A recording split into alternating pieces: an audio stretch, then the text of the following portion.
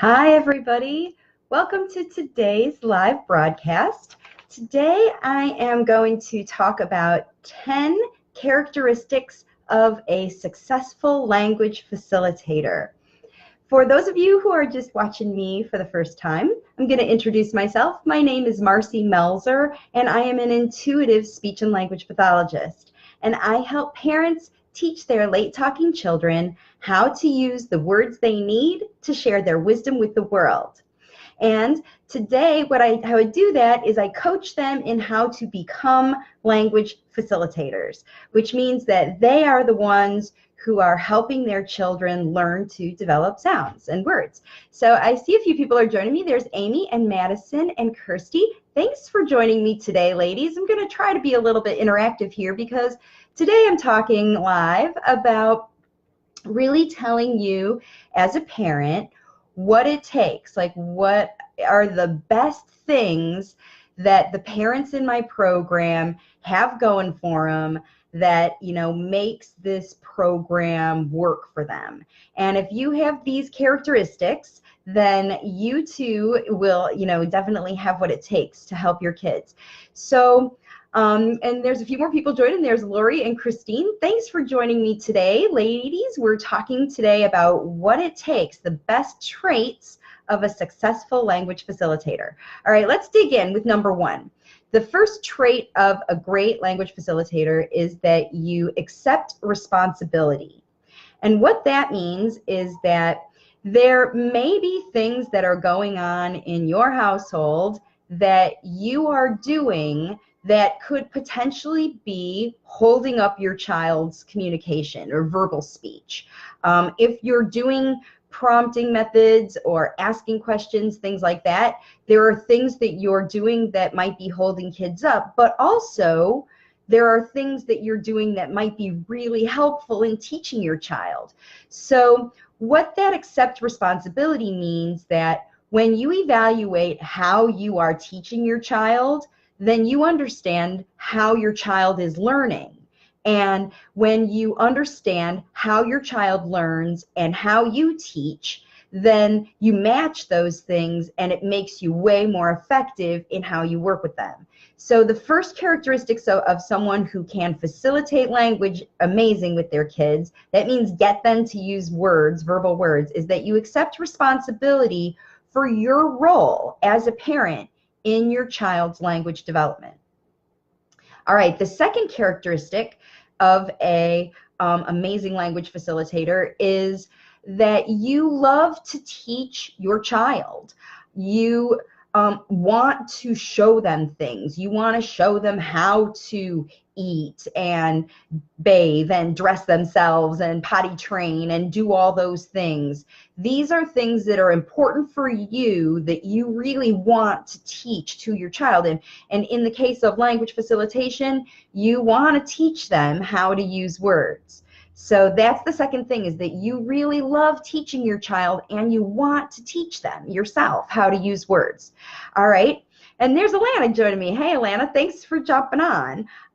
So I'm also going to, the third characteristic here is that you have to have the ability to observe your child and connect with them no matter what they're doing. So if your child is, I just did a strategy session the other day with a mom who told me that her child, his thing he loves to do is have a straw and walk around the house tapping on things. So that's what he uses to explore things. Maybe your child's interested in trains. Maybe your child's interested in food, whatever it is, balls, whatever your child's interested in, you have to, as a language facilitator parent, be able to observe them and connect with them. So if they're walking around the house with a straw or a whisk or a teddy bear or whatever they're interested in, you have to find a way to be able to join them in their activity. So the third characteristic is that you have to have the ability to observe and connect with your child no matter what they're doing. All right, the fourth characteristic of an amazing language facilitator is that you see things, you are able to see things from other people's perspective, and especially from your child's perspective. So if they are walking around the house tapping on things with a straw, you are able to use what you know about your child and observe them well enough that you can try to figure out why your child enjoys whatever they enjoy, what it does for them, how they feel about it, why they love it. You know, if it sounds great or looks great or feels great or tastes great, look at the behavior that your child is using, and you have to be able to see from their perspective why they're interested in that thing. So that's the next perspective. And it helps if you, you know, a lot of the language facilitator parents that I have real significant connection with their kids. They just really know what they're communicating when they look at them sideways. They make such great facial expressions. They sort of just assume these things, and they know that's kind of how they got into their trouble, was that they got so good and their child got so good at communicating with them non-verbally that they didn't really know how to move that into using words. And the first step in doing that is to be able to see what the child is, you know, observe what they're doing, and then see what you see it from their perspective, what they enjoy about it, so that you can help understand them. And that's, I guess, what I'm getting at is, if you really understand your child and why they like the things they like, as quirky as they are, or as sweet as they are, or as unusual as they might be, you understand why your child likes those things. What is it about their personality or the thing that they like? So looking at it from their perspective, that's a big, important trait for parents to do. Not just look at things from what you see face value. Think about things like your child would think about them. All right, fifth characteristic is that you need to have a plan that has two components. That has a long-range goal, you know, what you ultimately hope to achieve someday for your child, the loftiest goal you possibly can. I want my child to be able to public speak in front of large audiences, you know, for your nonverbal child. If that's what you hope for your child and you believe that that's what's going on, then that's what your goal should be. The biggest goal you could ever do. And then you think about that for a minute, but what really is important is your first steps. Because, yeah, you know, climbing Mount Everest, or, you know, talking in front of a large audience at your college graduation, you know, is a lofty goal, but it's a few years away, right? So what's important is that you have to have a plan with your first steps, because you can't get up Mount Everest unless you take the first baby steps. And so what's important, the characteristic, is that you're aware of the first steps to get you towards your plan. And that's where your focus is, okay? So the characteristic is that they focus on their plan at the step that they're at right now, moving just one step at a time, okay? They know the goal, they are aware of the goal, but their focus is on the steps to get there, okay? So that's the fifth characteristic, is that you have a plan with a long-range goal and your steps. And then your number 6 characteristic is that these parents act on that plan every day, all day. These language facilitator parents that I know, the best ones that are working amazing, they're all working amazing. They're all seeing amazing results. And it's because they do their strategies every day. Their strategies are so easy, happy, safe, and fun that they incorporate them into their everyday activities. So that's the thing about a language facilitator parent, is that you have to have your baby steps, but you have to practice them every day. It has to become part of how you communicate with your child, okay? And then we're moving on to the next step, characteristic is number 7. And this is another characteristic that really makes sure that you continue to see progress, because language facilitator parents are in it for the whole journey. Like, they take on the responsibility to teach their children how to use words. And so in order to become a language facilitator, these traits are really important that you embody, I mean. And so the next one is that you have to regularly evaluate not just your child and how they are progressing, you know, how many words, the kinds of words they're using, that kind of thing. You also have to regularly evaluate yourself and what's going on with you and how you feel, because every strategy in language facilitation has to be easy, happy, safe, and fun. But there are struggles along the way, and sometimes parents slip off their path and they start using strategies that don't feel happy, they don't feel fun, and they keep at them because I'm not sure why. So the thing is, what I usually have to do in my program is reel them back in and make sure that they stay with their, you know, regularly evaluating, is this strategy working for you? Also, what happens is sometimes, well, other things happen. New problems crop up. So if your child might start using words, then they actually may actually say them with poor articulation. Okay, so your child might be going from silent, saying nothing, to starting to saying words and fast track into phrases, and you can't understand what the words are, you know, so that's the thing. So it can happen sometimes. Hey, Tammy just joined on. Hey, nice to join. Thanks for the compliment. I'm glad you're here. Today we're talking about, if you're here on live, or if you're joining on the replay, we're talking about the characteristics that the most successful language facilitator parents have, okay? These are the parents who are making it work. These are the parents who are teaching their kids to use words. I'm just going to take a second here and shout out, because I know I've got to talk about more characteristics, but it's really important that you understand, if you're watching this either live or on the replay, that if you are considering language facilitation and you have these characteristics in you, you can do this. Like, you can. These parents are telling me, we just had our meeting, one of our group meetings. We meet twice a week as a group, and all the parents join me and they talk about their progress, and they talk about the strategies that are working and the strategies that aren't working. And that's where sort of this, you know, characteristic comes in.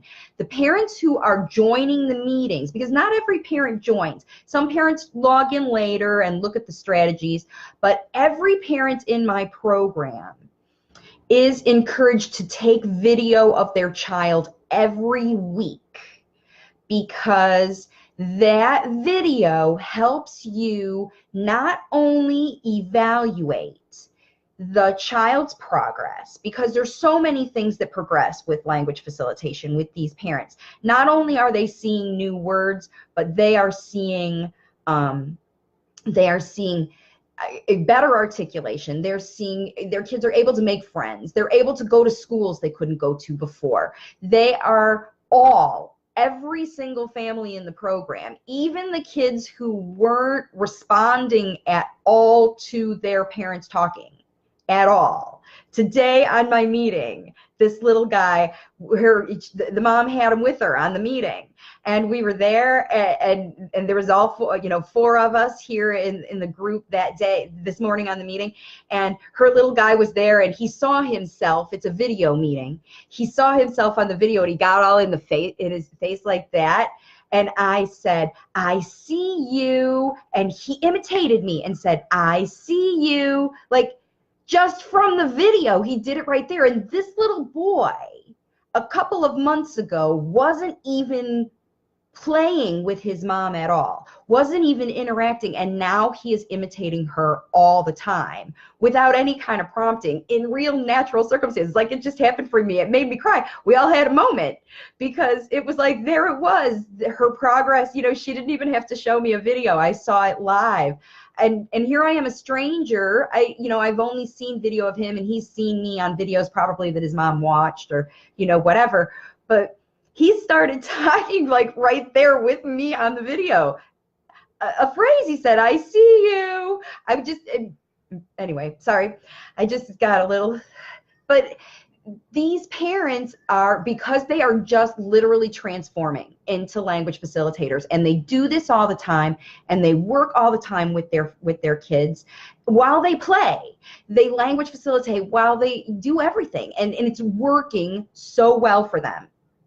So, and it's because they jump on these meetings and they get new strategies, because sometimes strategies don't work. Sometimes kids are resistant to them. Sometimes, it doesn't happen. But the parents who consistently are aware of what's going on with their kids' new language development, but also when they watch those videos, they're evaluating themselves. And they're seeing, oops, am I slipping back into prompting again?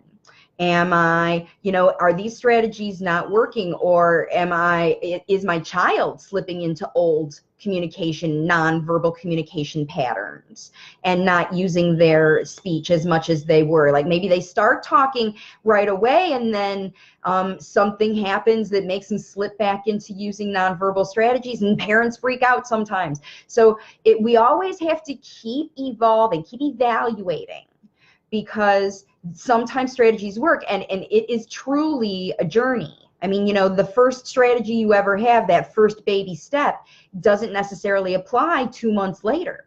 So you have to keep evaluating. So that's a really important characteristic of an amazing language facilitator parent, is that you keep evaluating. And then the 8th characteristic is that you make changes when things aren't working. Okay, because we all know the definition of insanity is to keep doing the same thing over and over and over. You get the same result, but if the result isn't what you want to have and it's not working, or it slips out of easy, happy, safe, or fun, if things start to be difficult for you or your child, they start to be unhappy, somebody's crying more when the strategy is used, or you see more tantrums or frustration behavior, that's not happy. If something's not safe, it falls out of the safe zone. Kids are doing aggressive behavior or harmful behavior or getting into things that they shouldn't be, then we have to reevaluate. And then also, if it's not fun, like if it seems like a lot of work, then we've slipped out of the fun zone. And whenever you slip out of those things, then you need to make changes. And the changes always go back to, in a language facilitator parent, easy, happy, safe, and fun.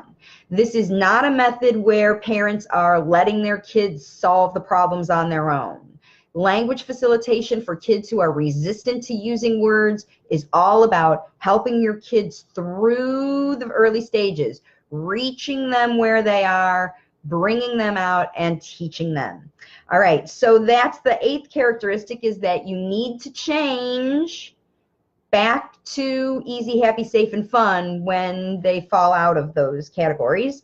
And then the 9th characteristic, and this is one that a lot of the language facilitator parents have had to work on, okay? This is the 9th characteristic of a really amazing language facilitator parent, is that they are creative. They know how to facilitate language with anything, whether it's a toy or a piece of paper. They know how to facilitate language everywhere. They know how to work in the car. They know how to work in the grocery store. They know how to work at the restaurant. They know how to work at the library. And all of the language facilitation work they do is easy, happy, safe, and fun. So they have to creatively find ways to do their language facilitation strategies to keep it all easy, happy, safe, and fun. And sometimes they need guidance with that. And that's what I do as part of my coaching, is to help give them creative ideas to adapt the things that they already do and have and say. It's not about going out to buy the latest toy or anything like that, or the latest book or whatever. It's about learning how to use what you already have in front of you, because anytime it becomes unusual, then it's not natural. So like I said, it's all about being creative to play with the toys that you have, to be creative with when you're feeding your kids, to be creative during your everyday activities. So the 9th characteristic, a really important one of a super successful language facilitator parent, is that you have to be creative. And then the 10th one, the 10th characteristic, and I think it's the most important, excuse me, the most important characteristic of a language facilitator parent, is that you have to appreciate the waves of communication. You have to appreciate that language development, and just like everything in life is a journey. Excuse me, I need to have a little drink. Goodness, excuse me. Okay, so the whole point of waves of communication, where the name came from, is about this point, this characteristic that a parent needs to have to do language facilitation, because you are the interventionist. You are the one who is doing it all day, every day. You can't rely on anybody else. You're the one that it starts with. You're the facilitator, right? So you have to appreciate that, like everything else in life, this is the same attitude that I had to have as far as my weight loss, when I started my business, when I work with every single client, when I look at them and coach them in how they work with their kids and how they coach their kids and they facilitate language with their kids. A great language facilitator parent needs to realize that there are waves in the process. And what I like to say to my language facilitator parents is, when you learn to ride on top of the waves, when you get your language facilitation surfboard and you ride the waves, and you ride the highs and appreciate the highs, and you evaluate in the lows and figure out why things are not going right. And then you try again and you ride the waves again. And if you ride it and appreciate the journey, like riding the waves, then you keep your head above water, okay? Because when you go down in the valleys, in the valley of the wave, then it's tough. You can't see where you're going. You know, old habits prop up and you lose your confidence, okay? It's fear creeps in. What if it doesn't work? What if it isn't happening? And then you just keep working and trying and going back to these other characteristics. You reevaluate, change when necessary, look at things from your child's perspective, evaluate what's going on around you. When you adapt and move in those things, and in the back of your mind, you've always got that view because you believe that your child, remember when you made that goal of my child's going to be, you know, talking in front of a large group in front of their college commencement, you know what I mean? That kind of a goal, you know that it takes a while to get there. You know there's going to be ups and downs. It's like everything in life. Everything in life. When I lost weight, it wasn't always like there, but the thing that I did was I consistently did it. And I have lost 85 pounds now. And right now, weight falls off of me just because of the way that I live and the way that I eat. And I am leaning up and toning up. And it's just because of the habits that I've created that are part of my life. I don't even think about it. But at one point, I thought about every single thing I put in my mouth. I thought about every mistake I made. I thought about everything. And there were times that I didn't ride the wave. And those are the times that it wasn't easy, it wasn't happy, it wasn't safe, and it wasn't fun. But I'll tell you what, right now, my body is improving just because of the habits that I have in place every day that are easy, happy, safe, and fun now. You know, it wasn't fun to eat green stuff a lot for me a long time ago. And now it is. But I rode the waves and I made it through to this point, and that is exactly what's happening to these language facilitator parents. That's what's so cool about this whole philosophy of how it's working, is they've adopted these things and they're riding the waves and they appreciate that it's a journey, and they appreciate the lows are challenges that they have to overcome, and they sure appreciate the highs too, because these kids are now, you know, when I hear things like, he not only has access to his words, but he's making sentences out of them after 6 weeks. You know, a child who had very limited verbal anything now is making sentences to talk about the chicken he's eating. I mean, it's blown me away. It's so amazing. So anyway, those are the 10 things that you need to know to, you know, the characteristics. If you want to adopt language facilitation and you want to do it, like I really want as many parents as possible to be able to teach your late talking children how to use the words they need. And parents, all kinds of personalities of parents are doing this. I've got extroverted parents, talkative parents, parents who won't stop talking, and then I've got parents who are quiet and introverted and they're not, and I've got parents who have only one child, and then I've got parents who have a house full of kids, 5 kids, twins, triplets. I've got families who speak 2 languages, I have families who are working with children who weren't doing any kind of communication at all. And I've got parents who have kids who were using only scripted phrases or picture systems or iPad systems, and they are all 100% of them, because they did this, because they adopted these characteristics and became language facilitators, they are all hearing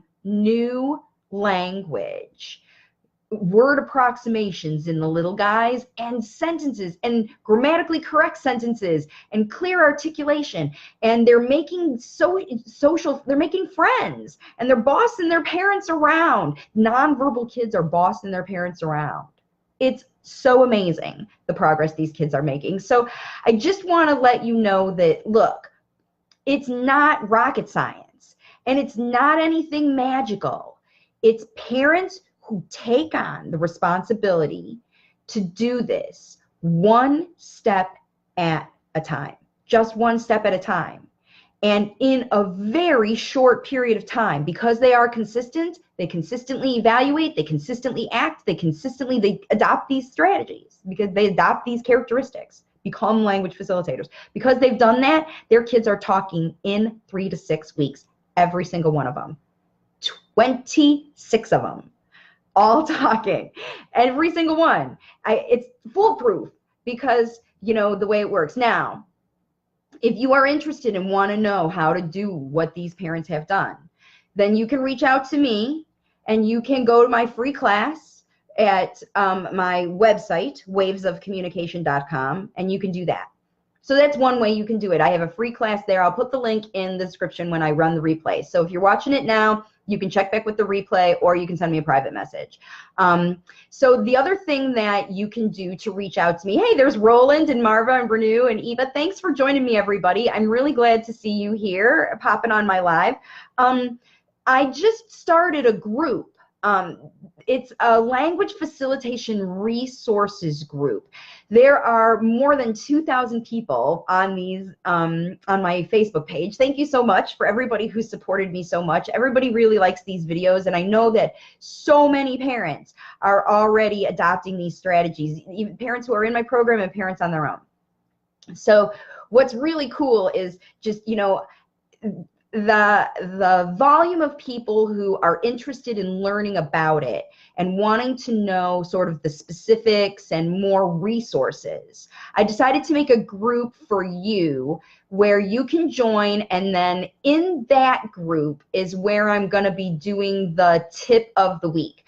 Those sort of coaching videos that I do, I'm going to put those in the resource group. And that group is where you can find videos when I'll be putting other things in there too, like this video will go in there, but that'll be the place where I'll be just doing the tip of the week, where I work with toys or puzzles or different things like that, because I want to keep that resource information all together and really readily, easily accessible for people.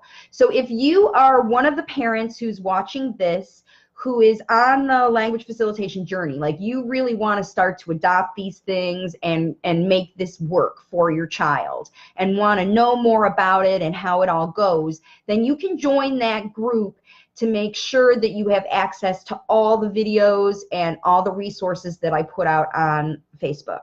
They'll all be in one place there. And I'll put the link to that group also in the description here on this video if you're watching it on the replay. So that's about it for today. I just wanted to keep this video a little bit short. I rarely keep it under 30 minutes, but hopefully it was valuable information for you. If you want to know more about becoming a language facilitator, like I said, check out my website, wavesofcommunication.com, where I show parents all over the world how to ride the waves of communication and use language facilitation with their kids to see them sharing their wisdom with the world. And it's just amazing the progress they're making. So I hope that you'll join us and help your child learn to use words as well. Until next time, I will log off of here for now, and thanks for joining me, everybody. Have a great day.